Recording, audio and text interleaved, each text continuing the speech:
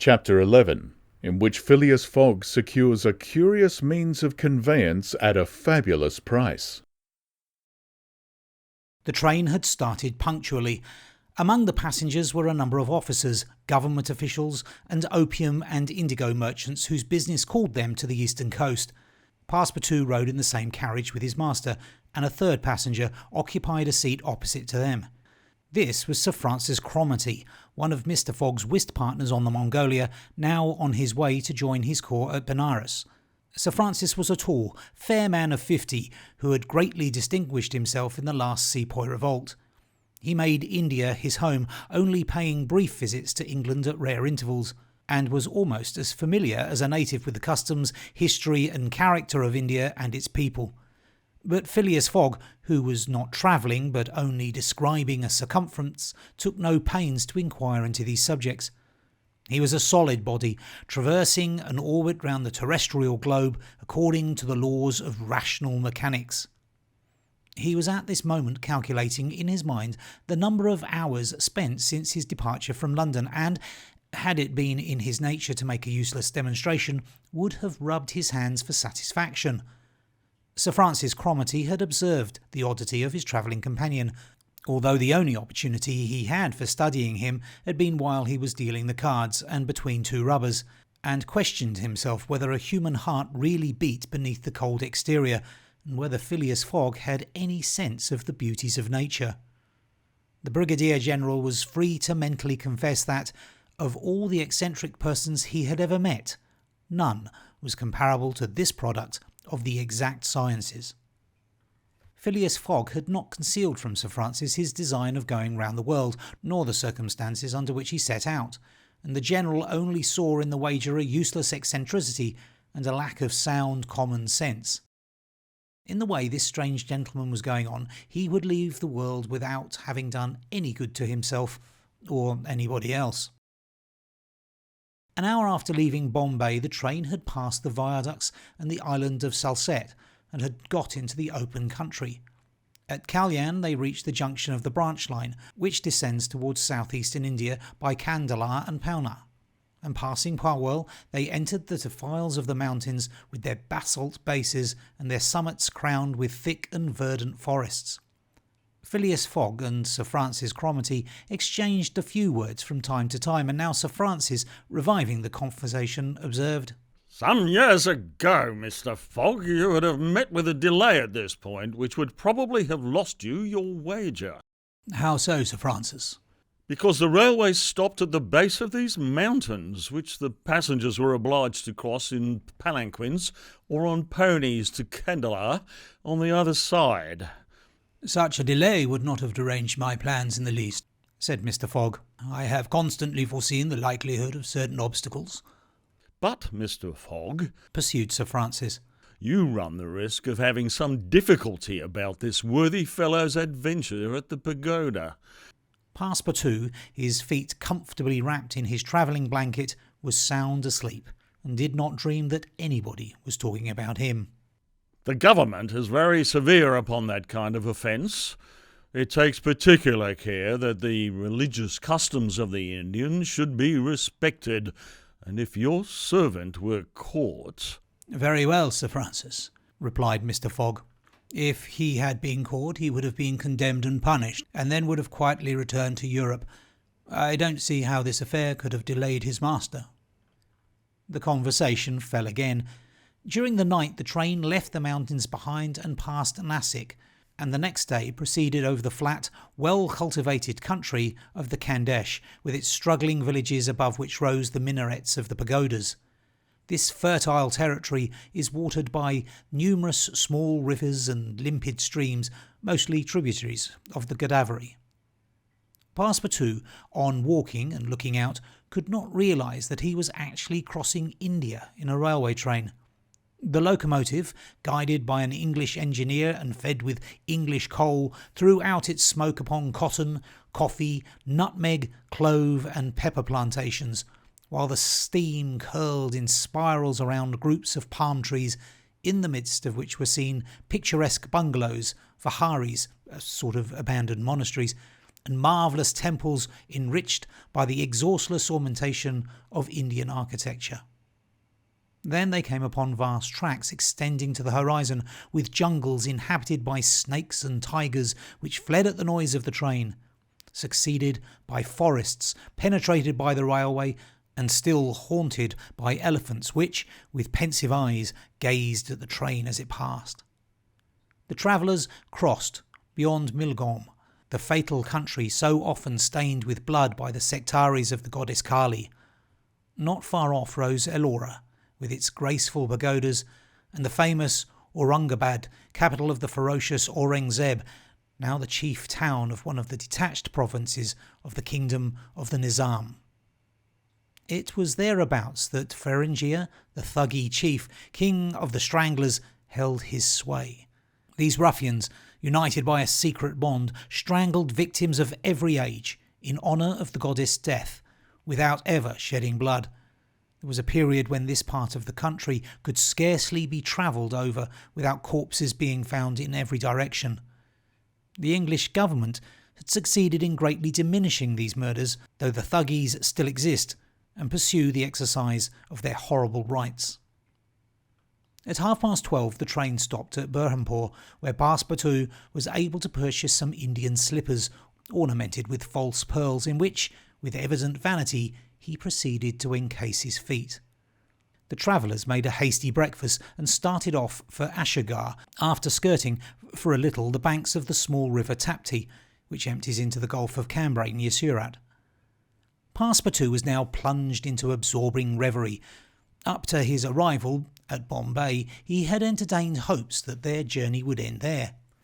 But now that they were plainly whirling across India at full speed, a sudden change had come over the spirit of his dreams.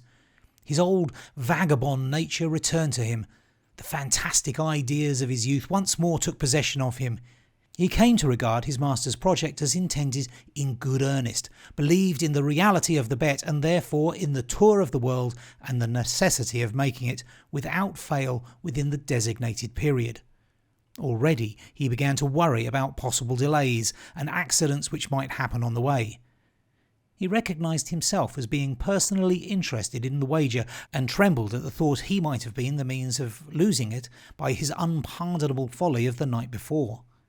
Being much less cool-headed than Mr. Fogg, he was much more restless, counting and recounting the days passed over, uttering maledictions when the train stopped, and accusing it of sluggishness, and mentally blaming Mr. Fogg for not having bribed the engineer.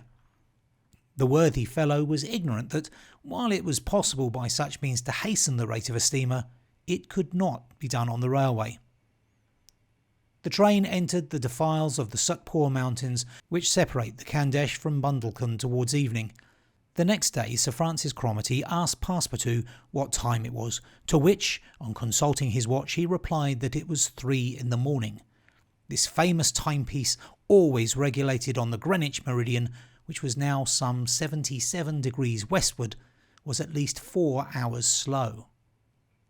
Sir Francis corrected Passepartout's time, whereupon the latter made the same remark that he had done to Fix, and upon the general insisting that the watch should be regulated in each new meridian, since he was constantly going eastward, that is, the face of the sun, and therefore the days were shorter by 4 minutes for each degree gone over, Passepartout obstinately refused to alter his watch, which he kept at London time.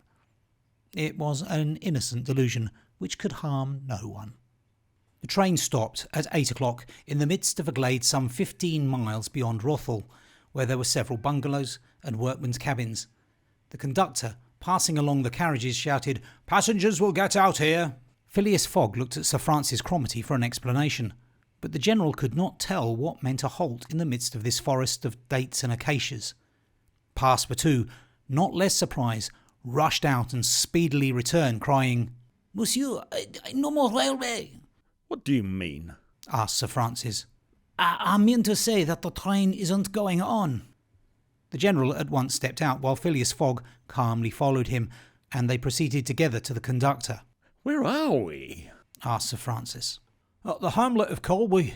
"Do we stop here?" "Certainly. The railway isn't finished." "What? Not finished?" "No, There's still a matter of 50 miles to be laid from here to Allahabad, where the line begins again." "But the papers announced the opening of the railway throughout." "Oh, what would you have, officer? The papers were mistaken." "Yet you sell tickets from Bombay to Calcutta," retorted Sir Francis, who was growing warm. "No doubt," replied the conductor, "but the passengers know that they must provide means of transportation for themselves from Colby to Allahabad." Sir Francis was furious. Passepartout would willingly have knocked the conductor down and did not dare to look at his master. "Sir Francis," said Mr. Fogg quietly, "we will, if you please, look about for some means of conveyance to Allahabad." "Mr. Fogg, this is a delay greatly to your disadvantage." "No, Sir Francis, it was foreseen." "What? You knew that the way?" "Not at all. But I knew that some obstacle or other would sooner or later arise on my route. Nothing, therefore, is lost. I have 2 days, which I have already gained, to sacrifice. Steamer leaves Calcutta for Hong Kong at noon on the 25th. This is the 22nd, and we shall reach Calcutta in time." There was nothing to say to so confident a response. It was but too true that the railway came to a termination at this point. The papers were like some watches which have a way of getting too fast, and had been premature in their announcement of the completion of the line. The greater part of the travellers were aware of this interruption, and, leaving the train, they began to engage such vehicles as the village could provide: 4-wheeled paligaris, wagons down by zibus, carriages that looked like perambulating pagodas, palanquins, ponies, and what not. Mr. Fogg and Sir Francis Cromarty, after searching the village from end to end, came back without having found anything. "I shall go afoot," said Phileas Fogg. Passepartout, who had now rejoined his master, made a right grimace, as he thought of his magnificent but too frail Indian shoes. Happily he, too, had been looking about him, and after a moment's hesitation said, "Monsieur, I think I have found a means of conveyance." "What?" An elephant that belongs to an Indian who lives but 100 steps from here." "Let's go and see the elephant," replied Mr. Fogg. They soon reached a small hut, near which, enclosed within some high palings, was the animal in question. An Indian came out of the hut and, at their request, conducted them within the enclosure. The elephant, which its owner had reared not for a beast of burden but for warlike purposes, was half domesticated. The Indian had begun already by often irritating him and feeding him every 3 months on sugar and butter to impart to him a ferocity not in his nature, this method being often employed by those who train the Indian elephants for battle. Happily, however, for Mr. Fogg, the animal's instruction in this direction had not gone far, and the elephant still preserved his natural gentleness. Kiuni, this was the name of the beast, could doubtless travel rapidly for a long time, and, in default of any other means of conveyance, Mr. Fogg resolved to hire him. But elephants are far from cheap in India, where they are becoming scarce. The males, which alone are suitable for circus shows, are much sought, especially as but few of them are domesticated. When therefore Mr. Fogg proposed to the Indian to hire Kiuni, he refused point blank.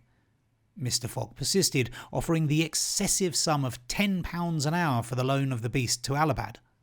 Refused. £20. Refused also. £40. Still refused.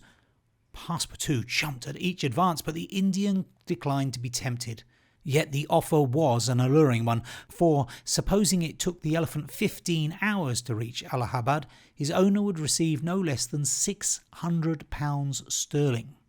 Phileas Fogg, without getting in the least flurried, then proposed to purchase the animal outright, and at first offered £1,000 for him. The Indian, perhaps thinking he was going to make a great bargain, still refused. Sir Francis Cromarty took Mr. Fogg aside and begged him to reflect before he went any further, to which that gentleman replied that he was not in the habit of acting rashly, that a bet of £20,000 was at stake, that the elephant was absolutely necessary to him, and that he would secure him if he had to pay 20 times his value. Returning to the Indian, whose small, sharp eyes, glistening with avarice, betrayed that with him it was only a question of how great a price he could obtain, Mr. Fogg offered first 1,200, then £1,500, £1,800, £2,000. Passepartout, usually so rubicund, was fairly white with suspense. At £2,000 the Indian yielded. "What a price, good heavens!" cried Passepartout. "For an elephant!" It only remained now to find a guide, which was comparatively easy. A young Parsee with an intelligent face offered his services, which Mr. Fogg accepted, promising so generous a reward as to materially stimulate his zeal. The elephant was led out and equipped. The Parsee, who was an accomplished elephant driver, covered his back with a sort of saddle-cloth and attached to each of his flanks some curiously uncomfortable howdahs. Phileas Fogg paid the Indian with some banknotes which he extracted from the famous carpet bag, a proceeding that seemed to deprive poor Passepartout of his vitals. Then he offered to carry Sir Francis to Allahabad, which the brigadier gratefully accepted, as one traveller the more would not be likely to fatigue the gigantic beast. Provisions were purchased at Colby, and while Sir Francis and Mr. Fogg took the howdahs on either side, Passepartout got astride the saddle-cloth between them. The Parsee perched himself on the elephant's neck, and at 9 o'clock they set out from the village, the animal marching off through the dense forest of palms by the shortest cut.